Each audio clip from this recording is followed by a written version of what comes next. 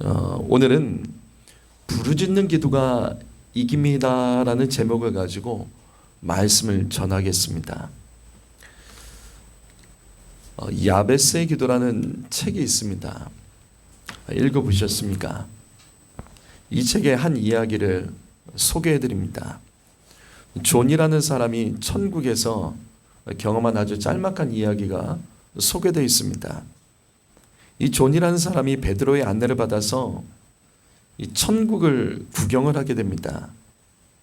이곳저곳 천사들의 노랫소리를 들으며 구경을 하다가 아주 커다란 창고를 하나 발견을 합니다. 그런데 베드로가 다른 것은 다 보여줘도 이 창고는 보여주지 않는 겁니다. 그래서 이 존이라는 사람이 여기에 뭐가 있냐며 베드로에게 물었지만 베드로가 존에게 안 보는 게 좋을 거라며 다른 것만 구경을 시켜주는 겁니다. 이 존이 천국을 구경하면서 계속적으로 그 창고가 무엇일까 이게 너무 궁금한 거예요. 결국 베드로를 졸라서 그 창고를 구경하게 됩니다. 문을 열고 들어가 봤더니 바닥부터 천장까지 선물 상자들이 가득한 겁니다. 근데 그 선물 상자에는 모두 존의 이름이 적혀 있었습니다. 그럼 이 선물 상자들이 무엇인가? 이건 하나님께서 존이 기도하면 주시기 위해서 오래전부터 준비했던 선물 상자들이에요. 하지만 이 땅에서 존이 기도하지 않아서 이게 창고에 쌓여 있었던 겁니다. 맞습니다. 바로 이겁니다. 예레미야 33장 3절 말씀 읽어보시겠습니다. 시작.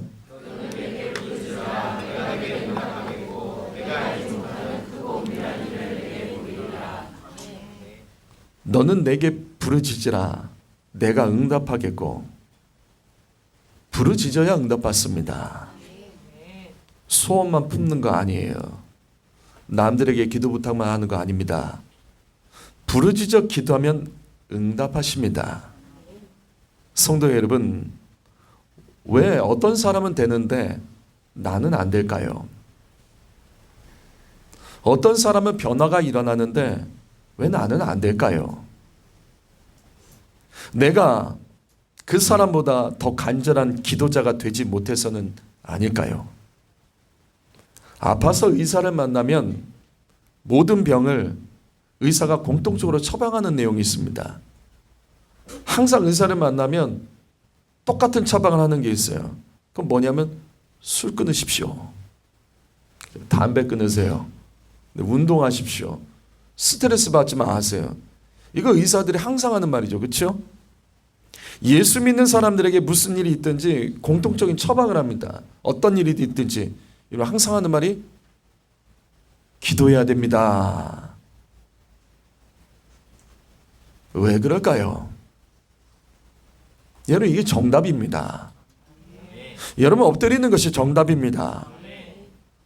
그 중에서도 부르짖는 기도는 반드시 응답됩니다. 성도 여러분, 문제가 있으면 인터넷에다가 지식 검색하지 말고 찾지 마시고, 고민이 생겼을 때 이 사람 저 사람이 문자 보내고 전화 통화하지 마시고 기도가 해답입니다. 성전에 나와서 기도하셔야 됩니다. 그 중에서 부르짖는 기도는 응답하는 역사가 반드시 일어납니다. 오늘 말씀 3절 말씀, 너는 내게 부르짖으라 내가 응답하겠고 내가 알지 못하는 크고 은밀한 일을 내게 보이리라. 기독교는 기도교입니다. 기독교는 기도하는 종교입니다. 왜냐하면 예수님은 성전을 기도의 집이라고 말씀하셨습니다. 성전 안에서 그냥 말씀만 보고 그냥 말씀 토론이 나고 있는 그때 예수님께서는 그 시대 성전을 향하여 이렇게 말씀하십니다. 여기는 기도하는 집이다. 기도하지 않으면 말씀을 들어도 그걸 감당하지 못합니다. 말씀이 없어서 말씀을 못 들어서 우리의 인생에 변화가 일어나지 않는 겁니까? 수십 년 예배드리고 모태신앙으로 어려서부터 말씀을 수없이 들어도 왜 믿음이 자라지 않을까요? 기도의 문제입니다. 결국 기도의 문제에서 다 걸리는 겁니다. 내 자녀가 어려서부터 말씀 함성 시켜갖고 아무리 키워내 보십시오. 기도의 문제를 넘지 못하면 그 말씀은 지식으로 끝나는 겁니다. 바리새인 서기관 만드는 겁니다. 성도 여러분, 말씀 듣고 기도하십시오. 우리가 말씀 듣는 거는요, 기도하기 위해서 말씀 듣는 겁니다. 말씀 듣고 기도하지 않으면 교회는 건물 되는 겁니다. 성도의 가정은 그냥 집 되는 거예요. 하나님의 집이 돼야죠. 하나님의 가정이 되려면 기도해야 됩니다. 기독교는 그래서 기도교고 성도는 기도자입니다. 성도 여러분, 절대 기도할 줄 모른다는 말을 입 밖에 내지 마십시오. 누군가 기도 좀 하시죠 얘기하면 난 기도 못합니다, 그런 말씀 하지 마세요. 수십 년 예수 믿고 하나님을 믿어도 기도할 줄 모른다면 그 사람이 예수 믿는 거 맞아요? 예수 믿는 사람이 예수 이름으로 기도하는 것을 못한다고 말하는 게 예수 믿는 사람 맞습니까? 난 불신자입니다, 그렇게 말하는 게 차라리 맞는 거죠. 생각해 보십시오. 여러분, 교회에서 가장 많이 듣는 설교가 뭐라고 생각하세요? 여러분이 교회에서 가장 많이 듣는 설교가 뭐라고 생각하세요? 잘 따져보세요. 성도가 평생도록 교회에서 가장 많이 듣는 설교, 사랑하라고 생각합니까? 사랑하라? 아니에요. 기도하랍니다. 기도하랍니다. 성도가 가장 많이 듣는 설교는 기도하랍니다. 기도는 예수 믿는 사람의 기본입니다. 그래서 기독교가 기도교입니다. 예수 믿는 성도는 기도자입니다. 성도 여러분, 예수 믿으면서 기도보다 더 많이 하는 것은 무엇입니까? 여러분은 예수 믿으면서 기도보다 더 많이 하는 건 무엇입니까? 모태신앙으로 수십 년 예수 믿으면서 가장 많이 하는 건 뭡니까? 기도가 가장 많이 해야 됩니다. 이거 놓치면 다 놓치는 겁니다. 그렇다면 왜 하나님께서는 기도의 사람 예레미야 오늘 말씀에서 너는 부르짖어라 그렇게 말씀하셨을까요? 부르짖는 기도를 왜 하나님께서는 예레미야에게 명령하셨을까요? 오늘 말씀의 배경을 보면 1절 말씀을 보시면 됩니다. 자, 1절 말씀 읽어보죠. 1절이 있습니다. 시작. 예레미야가 제11의 뜰에 갇혔을 때 여호와의 말씀이 그에게 다시 임하니라 가라사대. 자, 오늘 말씀의 배경은 예레미야가 감옥에 갇혀 있는 거예요. 왕궁 감옥입니다. 왕궁 감옥에 갇혀 있는 거예요. 그럼 왜 갇혔을까? 왜 갇혔죠? 예레미야가 왜 감옥에 갇혔죠? 당시 이스라엘이 우상숭배를 여러 가지 죄를 지었죠. 하나님이 참다가 이제 못 참는 거예요. 이제 끝난 거예요. 그래서 바벨론을 통하여 심판을 명령하셨습니다. 대신 하나님께서 예레미야를 통해서 약속하시죠. 이스라엘이 바벨론의 멸망을 당하지만 이스라엘의 백성들은 포로로 끌려가서 생명이 보존되고 그 생명을 유지시켜주고 그리고 거기서 너희가 회개하면 70년 만에 고향에 돌아와서 이 땅을 회복시켜주겠다, 이 약속의 말씀을 주셨어요. 그래서 예레미야가 그대로 말씀을 전합니다. 바벨론에게 항복하십시오. 이스라엘 백성이여 바벨론에게 항복해야 됩니다. 왕이여 바벨론에게 항복해야 됩니다. 싸우려고 덤볐다가 내 백성들 떼죽음 당합니다. 항복해서 생명 보존받고 우리가 우리의 죄 회개하고 다시 이 나라 세워야 됩니다. 그랬더니 어떻게 돼요? 성도 여러분, 자존심으로 살면 안 됩니다. 이 외침 때문에 왕이 얼마나 화가 났을까요? 백성들이 매국노라고 몰아붙이고 왕이 이놈 바벨론 스파이라며 몰아붙여서 감옥에 집어던진 겁니다. 성도 여러분, 생각해 보세요. 예레미야가 그렇게 복음을 전하면서 얼마나 고통스러웠을까요? 여러분, 목회자가 앞에서 죄에 대한 설교를 하고 성도들이 부족한 그 부분에 대해서 설교하는 게 참 고통스럽습니다. 그 설교를 들으면 인상이 변하고 고개를 들지 못하고 쳐다보지 못하는 성도들을 보면 목회자가 참 힘들어요. 이러면 얼마나 좋아요. 여러분, 다 잘 될 거예요. 자녀들 하나님 다 잘 됩니다. 다 복 받습니다. 뭐를 해도 하나님은 지켜주십니다. 하나님은 사랑이니까 여러분 형통하고 잘 될 겁니다. 이런 설교하면 얼마나 좋겠습니까? 그래요. 한국교회가 그렇게 하잖아요. 한국교회가 그렇게 합니다. 듣기 좋은 설교하면 얼마나 좋을까요? 근데 하나님이 그렇게 말씀하지 않는데 어떻게 그렇게 합니까? 그래서 예레미야가 감옥에 갇힌 겁니다. 그러자 이스라엘의 백성과 왕이 다른 선지자를 찾죠. 거짓 선지자를 찾습니다. 하나냐, 이 하나냐는 선지자, 이와 같은 거짓 선지자들은 예레미야와 반대된 얘기합니다. 이스라엘은 죄 지어도 하나님 축복하십니다. 이스라엘은 절대 명령받지 않습니다. 왜? 하나님은 이 나라를 지켜주십니다. 우리 하나님 우리 버리지 않습니다. 얼마나 인기가 많았는지, 얼마나 인기가 많았는지, 왕국에 초대받아서 왕에게 칭찬받고 사람들에게 존경받고 박수받고, 예레미야는 참된 복음 전하다가 감옥에 갇혀있고 얼마나 원통할까요? 예레미야가 얼마나 화가 날까요? 이게 뭐냐면, 하나님 이게 뭡니까? 주님 말씀대로 말씀 전했더니, 아니 박수는 기대하지 않지만 이게 뭡니까? 거짓 선지자 나와서 하나님 그 말씀 다 뒤집어 엎고 그가 박수 받고 나는 감옥에서 이렇게 나오지 못하고 갇혀있는, 아직 시위대 뜰에 갇혔을 때 갇혀 있습니다. 이 비참한 현실 속에서 예레미야가 얼마나 고통스러웠을까요? 그때 바로 주님께서 바로 그때 말씀하십니다. 2절 말씀 읽어보겠습니다. 2절 말씀 읽어봅니다. 시작.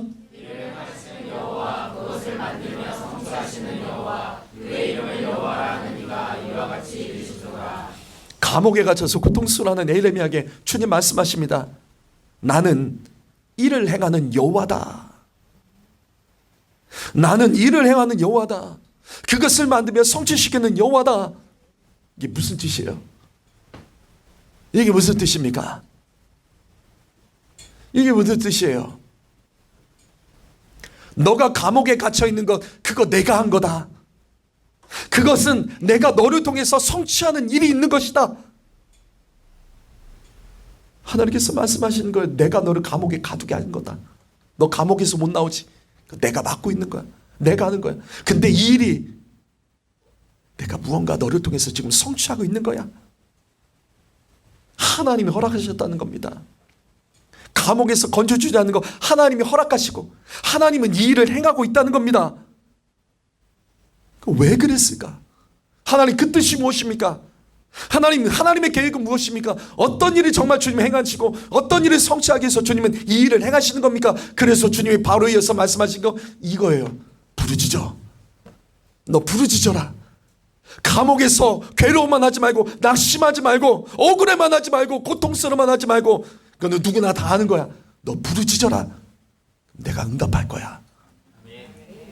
왜 네가 그곳에 있는지, 왜 너가 그렇게 됐는지, 왜 너가 감옥에 갇혀 있는지, 왜 너가 이렇게 살아가는지, 이 땅이 이렇게 돌아가는 것인지 너 알게 될 거야. 내가 너를 통해서 크고 은밀을 행하는 것 네가 깨닫게 될 것이다. 그겁니다.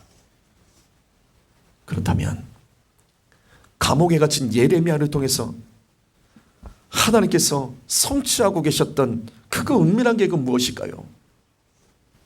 얼마 후에 이제 사건이 벌어집니다. 결국 이스라엘이 바벨론이 쳐들어와서 멸망당합니다. 바벨론에게 항복하지 않고 대들었던 사람들은 학살을 당합니다. 애국과 동맹을 맺고 자존심 가지고 바벨론과 우리 싸우자. 하나님의 백성, 이 나라는 망하지 않는다. 그러면서 바벨론과 동맹 맺고 싸웠던 백성들은 아주 학살을 당합니다. 그리고 성전과 도시가 불타고 황무지로 변합니다. 근데 이때 예레미야가 살아남아요. 어떻게 살아남았냐면 감옥에 갇혔기 때문이에요. 그가 감옥에 갇혀서, 감옥에 갇힌 이유가 바벨론에게 항복해야 된다는 그 말을 하다가 감옥에 갇혔기 때문에 예레미야가 살아납니다. 그때 예레미야가 기뻤겠습니까? 아, 나 살았으니까 기쁘다. 아니에요. 학살당한 내동포들을 바라보며 괴로워하는 겁니다. 바벨론에게 끌려가는 내동포들을 바라보며 괴로워하는 겁니다. 그런데 더 괴로운 게 뭔지 아세요? 아직 바벨론에게 끌려가지 않고 살아남은 백성들이 있어요. 이 사람들이 뭉쳐서 우리 애국배에 도망가서 거기서 망명해서 우리 이스라엘 구원하기 위해서 살리기 위해서 바벨론에게 대항을 하자. 하나님의 뜻을 거부하고 바벨론에게 포로로 잡혀가는 것이 하나님의 뜻임에도 불구하고 바벨론에게 끝까지 대항하자, 애굽에 망명하자 하는 이 사람들, 예레미야가 설득합니다. 그러지 마십시오. 그게 하나님의 뜻이 아닙니다. 애굽으로 가면 안 됩니다. 그럼 당신들은 우상숭배자로 변할 겁니다. 지금 하나님의 뜻은 바벨론에게 끌려가는 겁니다. 고통스러워도 수치스러워도 생명을 보존하고 거기서 우리가 우리의 죄를 회개하고 이 나라 회복을 위해서 준비되어야 됩니다. 네, 안 해요. 그리고 그들이 예레미야를 죽입니다. 그렇게 예레미야가 순교합니다. 말씀 전하다가 순교합니다. 하나님 말씀 그대로 전하다가 순교합니다. 성도 여러분, 예레미야는 하나님 말씀대로 복음 전하다가 동족들에게 매국노 바벨론 스파이로 몰려서 억울하게 감옥에 갇혔습니다. 하나님께서 건져주지 않았다고요. 고통스러워하는 자에게 주님은 말씀하셨다고요. 나는 일을 행하고 있다. 성도 여러분, 여러분 삶에 고통스러운 문제가 있습니까? 왜 문제만 보십니까? 하나님이 지금 일하고 계시잖아요.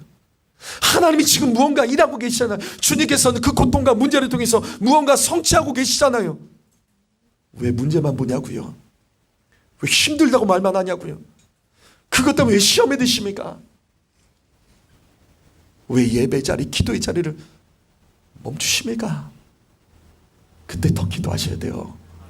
성도 여러분, 기도하셔야 됩니다. 우리의 삶의 모든 고난, 문제, 염려 속에서는 하나님께서는 크고 은밀한 계획들을 가지고 계십니다. 그것을 알기 위해서는 부르짖어 기도해야 됩니다.